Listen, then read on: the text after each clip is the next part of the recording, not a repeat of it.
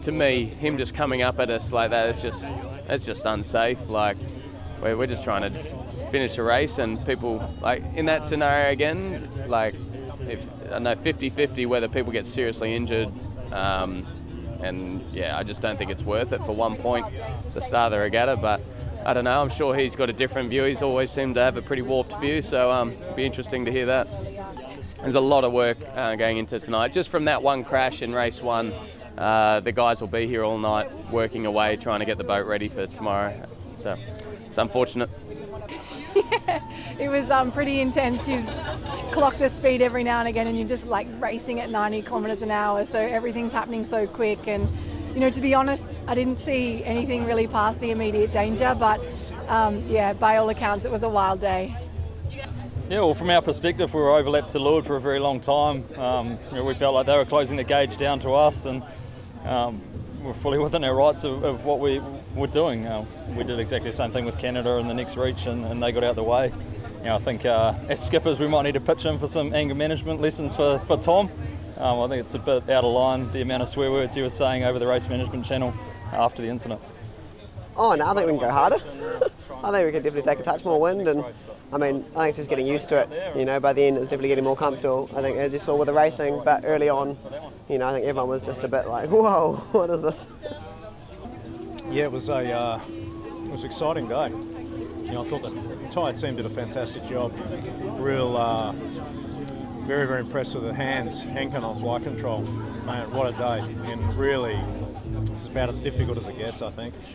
And then also Emily too, jumping in, just getting one day sailing with her, and man, she's just been fantastic. So, I mean, the whole team deserves credit for, you know, to get around the track in 3 races like that. But man, it was wild and on the edge. The most challenging part is that the rudders and the foils are cavitating, which means the water is boiling around the section under the water. And you get over 50 knots and you really do have a lack of control, and so you're right at the limit. It was a really good day. I was a bit stressed at the beginning of the day because it's not my team, but yeah, it was really intense on board, but we have a really good result, so I'm really happy with the situation.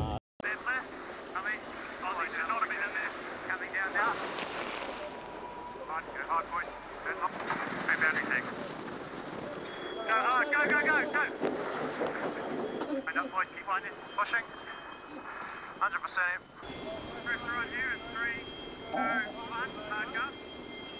It was a real shame actually. We've done some really nice work in that race and got to that last reach, and to put it in perspective, you're doing 50 knots on the last reach at an angle which is there's basically no out. So you're racing towards the sea wall and the shore and the people, and unfortunately one of our diff swap buttons got hit, so it's like losing 2,000 kgs on the side of your boat, and yeah, that tipped us over, and yeah, thankfully we managed to save it and get it down, but we lost 3 boats, which is a bit of a shame. Got no depth. Jump sheet on.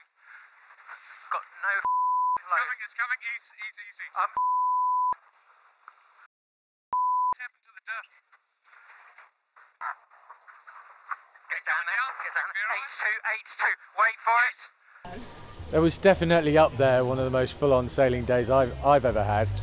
I mean, amazing speeds. The boats were just, you know, our boat at times was just shaking to the point I thought it was just going to fall apart. I mean, it kind of did in the second race, unfortunately, but yeah, we were pushing to the limit there. It was pretty cool.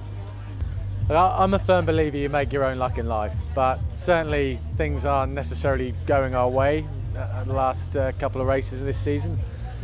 But that's life, isn't it? It's the way it goes, and we just got to keep plugging away. We know that we can sail well, we can sail really well, and we've got a team that's capable of winning in this league, and we just got to keep pushing and we'll get there. Yeah, we were right behind. We were viewing that one. It was tight, and yeah, you know, the Kiwis were in their rights ultimately to laugh. At some points, the seamanship has to come into it. I would have said that was probably quite a grey area. Got much better edge.